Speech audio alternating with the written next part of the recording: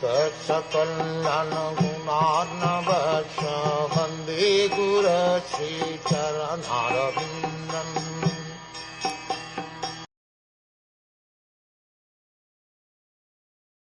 Dhruv Maharaj saw two very beautiful associates of Lord Vishnu in the plain.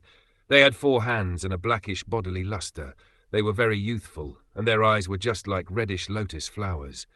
They held clubs in their hands, and they were dressed in very attractive garments with helmets, and were decorated with necklaces, bracelets, and earrings.